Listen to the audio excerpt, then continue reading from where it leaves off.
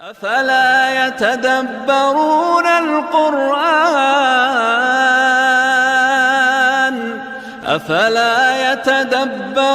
القرآن أم على قلوب أقفالها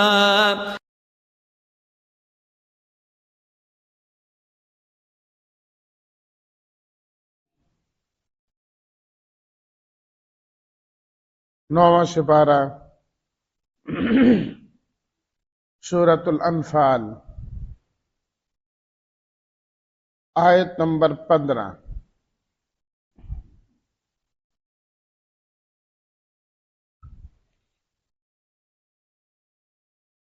نحمده ونصلي ونسلم على رسوله الكريم،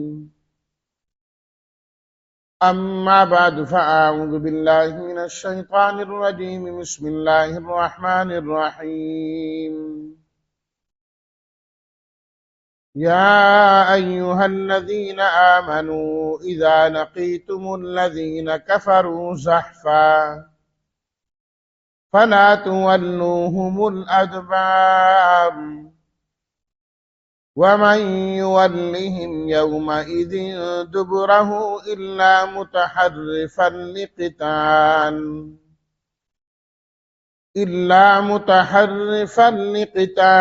أو متحيزا إلى فئة فقد باء بغضب من الله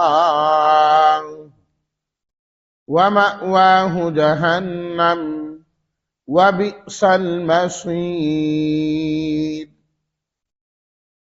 صدق اللہ مولانا العظیم۔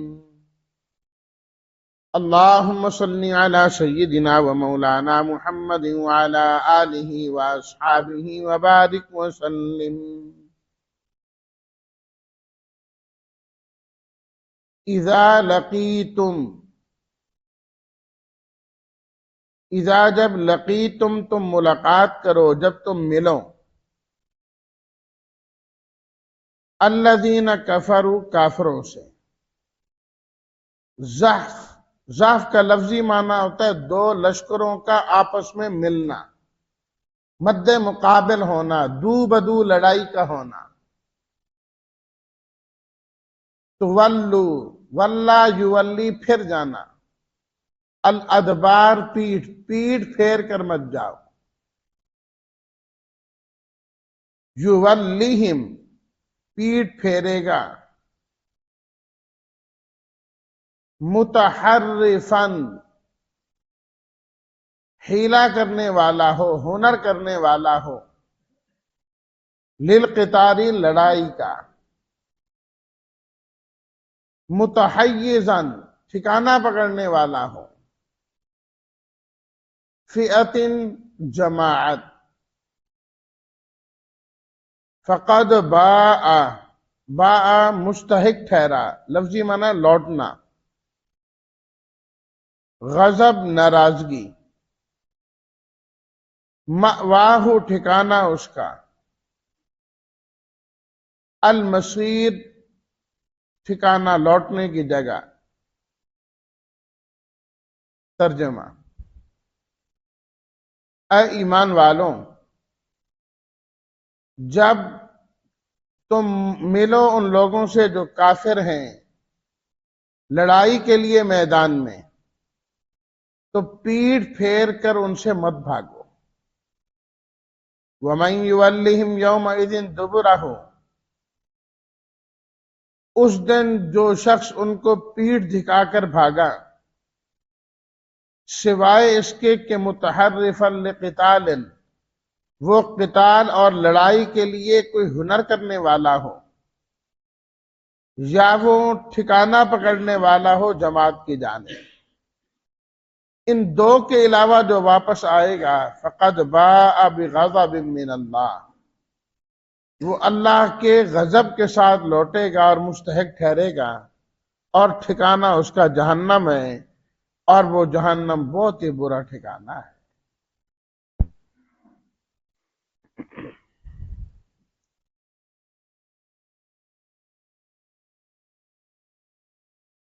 اسلام ایک مکمل ضابطۂ حیات ہے۔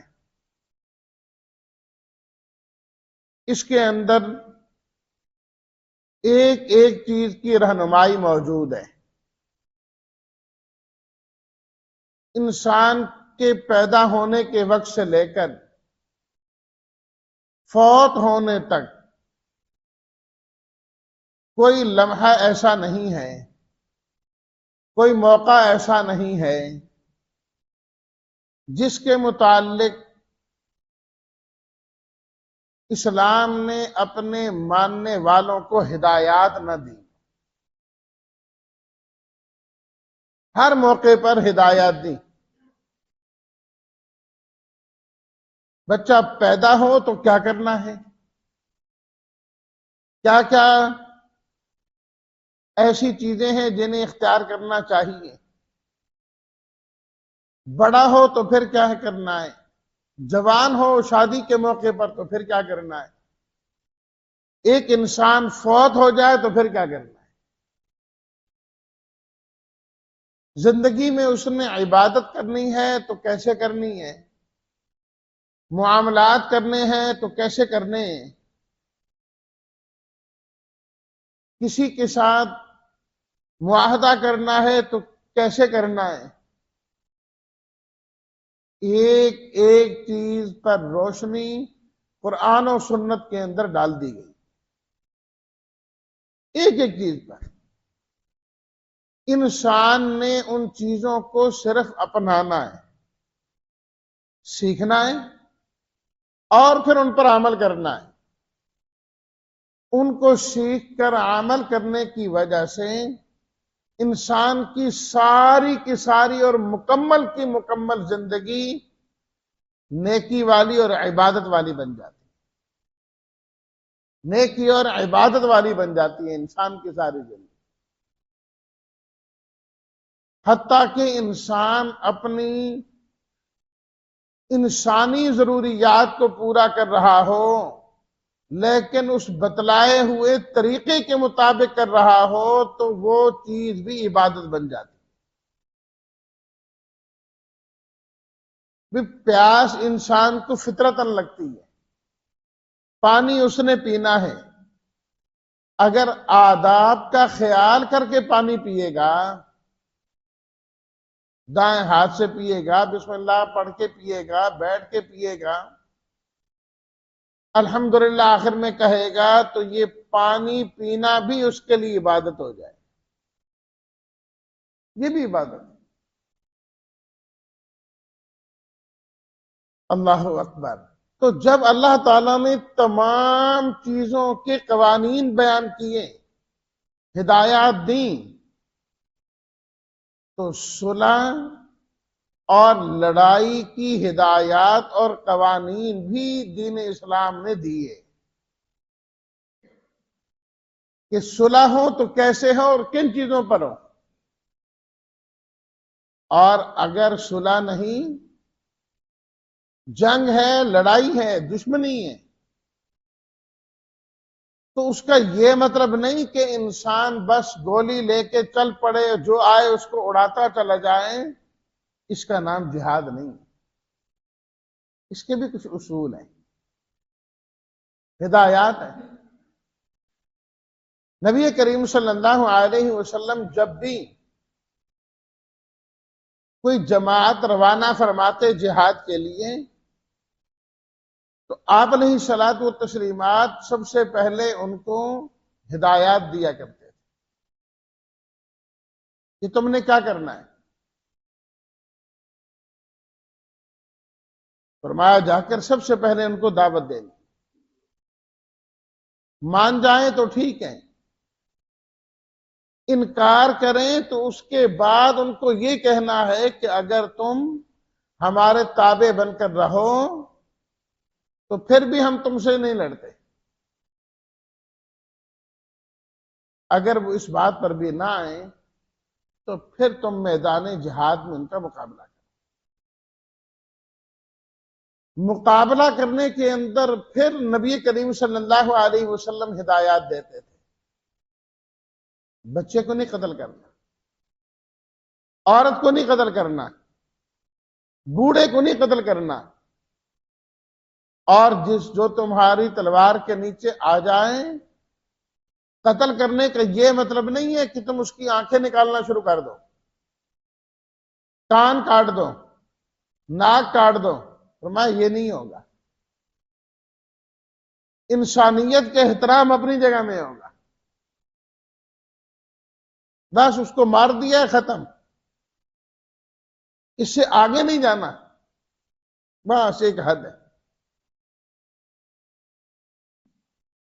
یہ جو آج ایک وحشیانہ طریقہ ہے جنگوں کا کہ بم پھاڑ دو، اس کے اندر عورتیں بھی جا رہی ہیں، مرد بھی جا رہے ہیں، جوان بھی جا رہے ہیں، بوڑھے بھی جا رہے ہیں، صحت مند بھی جا رہے ہیں، بیمار بھی جا رہے ہیں، عورتیں بھی جا رہی ہیں. یہ کوئی جہاد نہیں، لڑائی نہیں ہے. لڑائی اس کے آداب ہیں، اس کے آداب ہیں جن کے مطابق چلنا ہے اور جانا ہے. انہی قوانین میں سے ایک قانون اللہ تعالیٰ نے آج کی اس پڑھی گئی آیت کے اندر بیان فرمایا ہے. سورۃ الانفال میں اللہ نے قوانین بھی بیان فرمائے. 12 قوانین اس سورت کے اندر بیان کیے گئے. پہلا قانون، یا ایھا الذین آمنوا اذا لقیتم الذین کفروا زحفا فلا تولوہم الادبار. ایمان والوں، جب کافروں سے تمہارا مقابلہ ہو جائے، زحفاً مڈ بھیڑ ہو جائے، جنگ ہو جائے، دو لشکر آپس میں بھڑ جائیں، فرمایا کہ اب فَلَا تُوَلُّوهُمُ الْأَدْبَارَ، تم وہاں سے پیٹ پھیر کر بھاگ نہیں سکتے. ختم. جب مقابلے کے اندر آئے اب ڈٹ جاؤ. یا تو کامیاب ہو جاؤ گے یا پھر تمہیں شہادت ملے گی. ہے شہادت بھی تمہاری کامیابی، ناکامی وہ بھی نہیں ہے. واپسی کی صورت کوئی نہیں ہے. یا فتح، جہاد مکمل ہو گیا جس مقصد کے لیے گئے، واپس آ جائے. نہیں ہوا پھر لڑتے رہیں، چاہے کتنا ہی عرصہ کیوں نہ گزر جائے، تمہاری اپنی جان کیوں نہ چلی جائے. فتح یا شہادت، فتح یا شہادت، بس. تیسرا راستہ اب کوئی نہیں ہے ایمان والے کے لیے. فرمایا کہ جو شخص وہاں سے بھاگے گا، وَمَن يُوَلِّهِمْ يَوْمَئِذٍ دُبُرَهُ، جو وہاں سے بھاگے گا، فَقَدْ بَاءَ بِغَضَبٍ مِّنَ اللَّهِ، وہ اللہ کے غضب کا مستحق ٹھہرے گا. وہ یہ مت سمجھیں کہ میں یہاں سے بھاگ کے جا رہا ہوں اپنے گھر میں. میدان جہاد سے بھاگنے والا ایک تو اللہ کے غضب کا مستحق ٹھہرے گا اور ٹھکانہ اس کا جہنم میں ہوگا.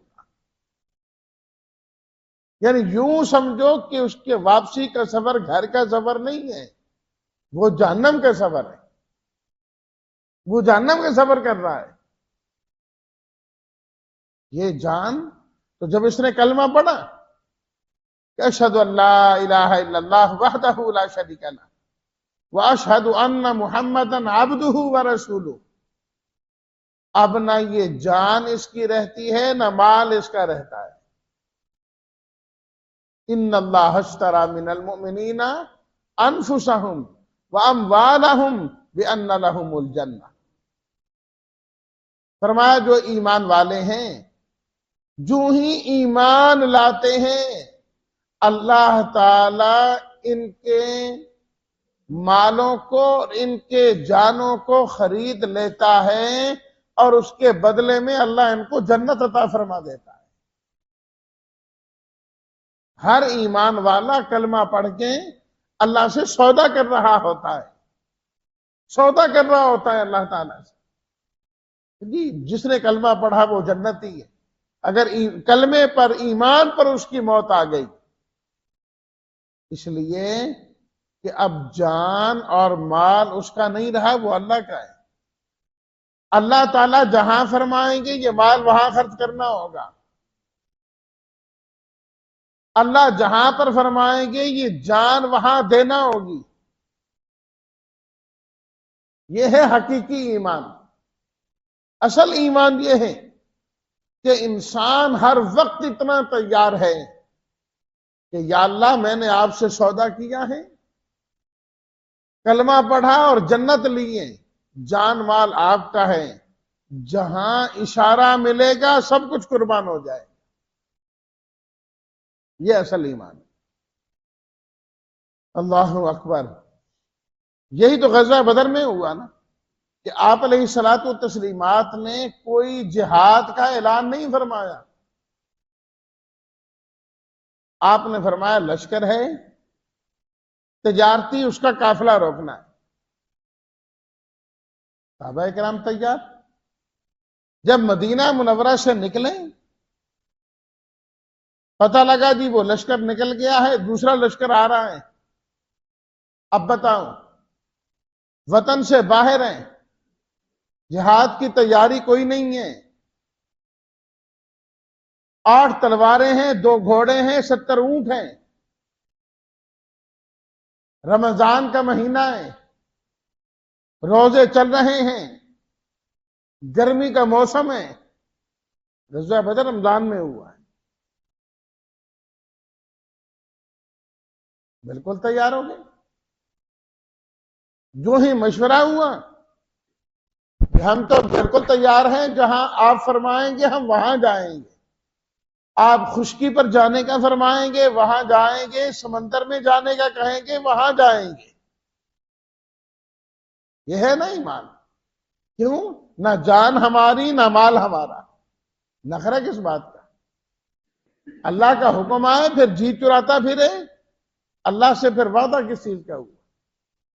کلمہ کس چیز کا پڑھے؟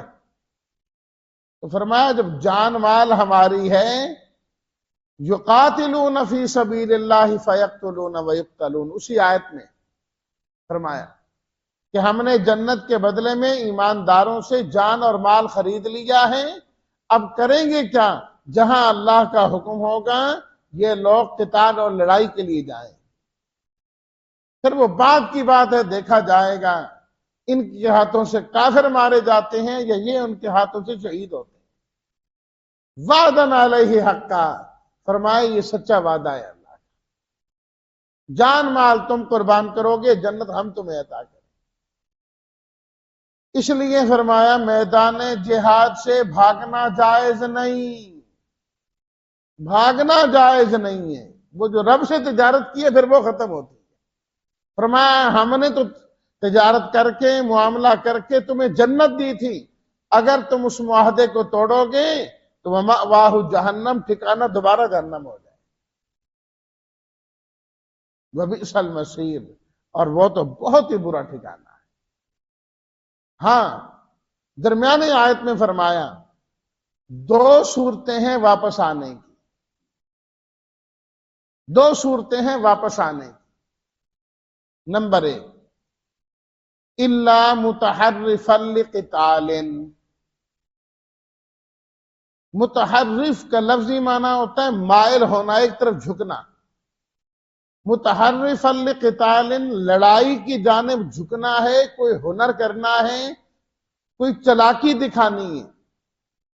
کیونکہ جو میدان جہاد میں چال بازی کام آتی ہے، وہاں ایسا نہیں ہوتا کہ انسان بالکل ٹھیک ٹھاک، بس ذرا ادھر ادھر نہیں ہونا، سیدھا سیدھا جانا ہے. نبی کریم صلی اللہ علیہ وسلم نے فرمایا الحرب خدعہ، لڑائی چال بازی کا نام ہے.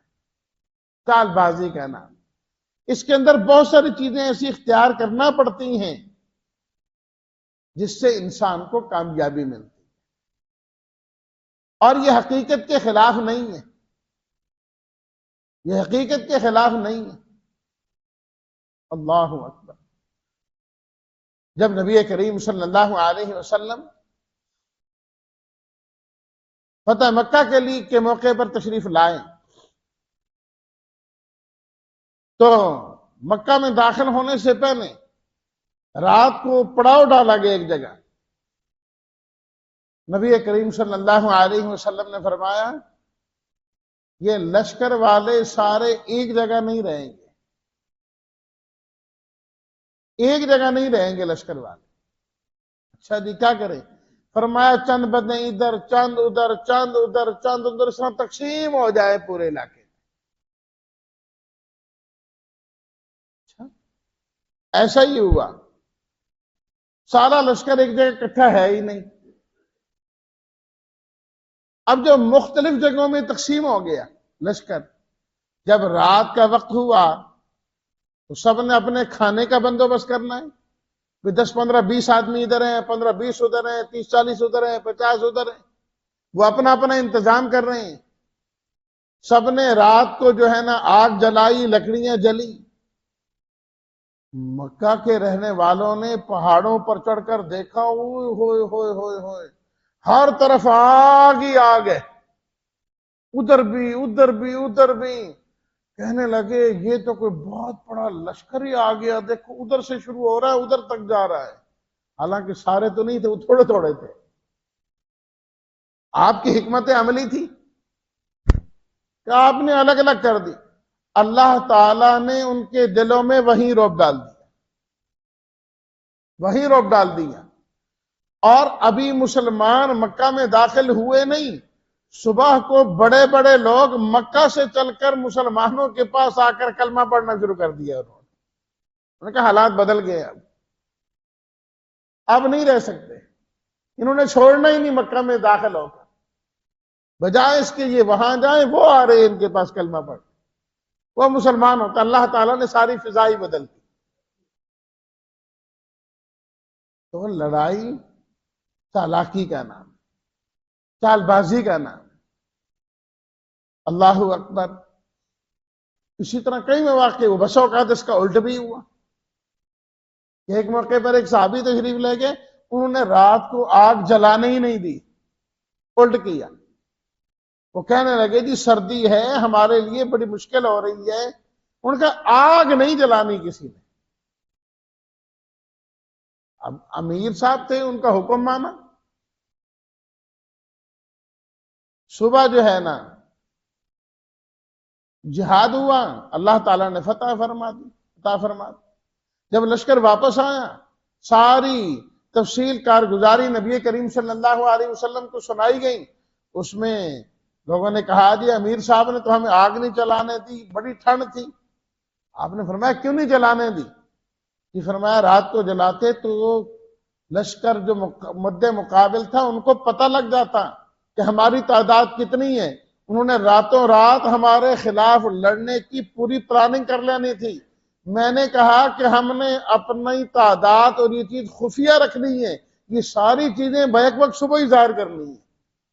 فرمایا ایسا ہی ہوا، وہ غافل رہے، ان کو پتہ ہی نہیں لگا، کیونکہ ہم بالکل خاموش رہے۔ جب صبح یکدم آئے تو وہ بیچارے سنبھل ہی نہ سکے۔ تو آپ نے فرمایا بالکل ٹھیک کیا۔ تو یہ حالات کے مطابق ہے۔ الا متحرفا لقتال، فرمایا اسی طرح لڑائی ہو رہی ہے، اگر کوئی آدمی اسی دوران کوئی حیلہ کرنا چاہتا ہے، حیلہ کرنا چاہتا ہے کہ جاتے ہوئے یکدم پیچھے پلٹا تاکہ وہ غافل ہو جائیں کہ بھاگیں، وہ پیچھے پلٹ کے دوبارہ یکدم حملہ کر دے، فرمایا یہ ٹھیک۔ تو چال بازی ہو تو اس لیے واپس آ سکتا ہے کہ اس نے کوئی حیلہ کرنا ہے۔ دوسری صورت او متحیزا الی فئۃ، یا یہ ہے کہ وہ اپنی جماعت کے ساتھ ملنا چاہتا ہے۔ مثال کے طور پر لڑتا لڑتا اکیلا ہی اتنا آگے نکل گیا، آپ نے پتہ لگا بھی لشکر تو پیچھے رہ گئے، میں ان سے آگے نکل آیا ہوں، وہ واپس جائے اور اپنی جماعت کی جانب۔ یا یہ ہے کہ ابھی ان کے ساتھ نہیں لڑتے، تھوڑا پیچھے جاتے ہیں، کچھ اور ساتھی بلاتے ہیں، لیکن کمک کا آ جانا، کچھ اور لوگ آ جائیں گے، پھر ہم مل کر جو ہے نا مقابلہ کریں گے۔ فرمایا کہ یہ بھی اس گناہ کے اندر شامل نہیں، اللہ کے غضب میں شامل نہیں۔ ایک موقع پر نبی کریم صلی اللہ علیہ وسلم نے ایک لشکر روانہ کیا اور وہ حضرات گئے اور واپس آ گئے. کچھ مقابلہ صحیح معنی میں نہ ہوا تو آپ علیہ الصلوۃ والتسلیمات کے پاس آئے اور معذرت کرنے لگے کہ ایسے ایسے ہوا، حالات ایسے تھے تو ہم تو واپس آئے ہیں، تو ہم سے تو یہ پھر بہت بڑی غلطی ہو گئی. اللہ تعالیٰ نے تو فرمایا فقد باء بغضب من اللہ ومأواہ جہنم. تو آپ علیہ الصلوۃ والتسلیمات نے فرمایا کہ تم واپس آئے ہو مزید مدد حاصل کرنے کے لیے، کمک حاصل کرنے کے لیے نا، کہ فرمایا کہ ہم یہاں پر ہیں باقی مسلمان آ کر حالات بتا کر اوروں کو لے جانا چاہتے ہیں تاکہ اور ساتھی ہمارے ساتھ جائیں اور پھر جا کر ہم مقابلہ کریں. فرمایا اس لیے تم اس چیز کے اندر شامل نہیں ہو. تو اگر اپنی جماعت کے ساتھ شامل ہونا ہے، ان کا ساتھی بننا ہے اور پیچھے سے تعداد آ رہی ہے ان کے ساتھ شامل ہو کے جانا ہے تو پھر جانے کی اجازت ہے. اس آیت میں تو مطلقاً بتلایا گیا کہ واپسی نہیں ہو سکتی، اور شروع میں یہی حکم تھا کہ مد مقابل لشکر جتنا بھی ہو واپسی کی کوئی صورت نہیں. یہاں پر ایسا ہی تھا، 300 ہیں اور آگے 2 گنا سے بھی زیادہ ہیں، 1000 ہے نا بھائی، تو یہ 3 گنا سے بھی زیادہ بن جاتا ہے. لیکن اسی صورت کے آخر میں آئے گا کہ اللہ تعالیٰ نے پھر آسانی فرما دی.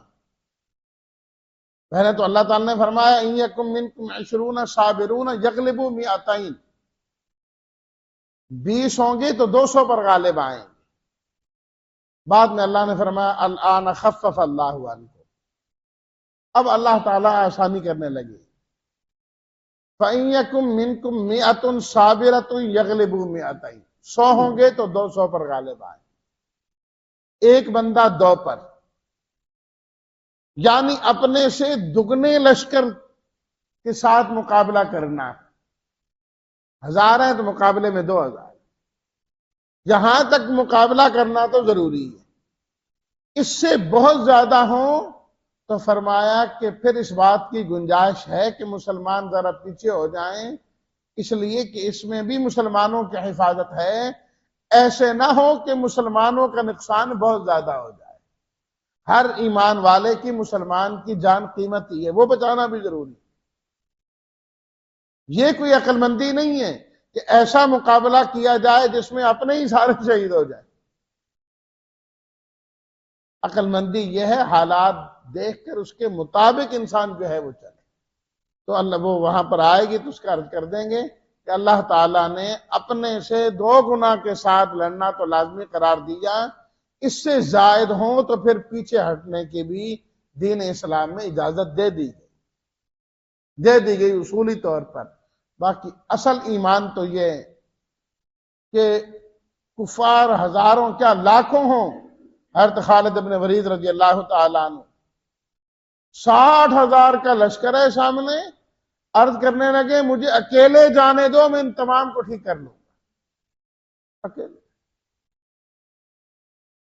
کہا گیا اس طرح نہ کروں گا، نہیں یہ کیا کر سکتے ہیں ہمارا، ان تمام کو. ایمان تو یہ ہونا چاہیے، ایمان تو یہ ہونا چاہیے. لیکن اپنے سے 2 گنا تک لڑنا لازم، اس سے اوپر کی اجازت دی گئی کہ پیچھے ہو سکتے ہیں. اللہ تعالی ہم سب کو ثابت قدمی کے ساتھ دین پر قائم اور دائم اور چلنے کی توفیق عطا فرمائے. وآخر دعوانا ان الحمد للہ رب العالمین.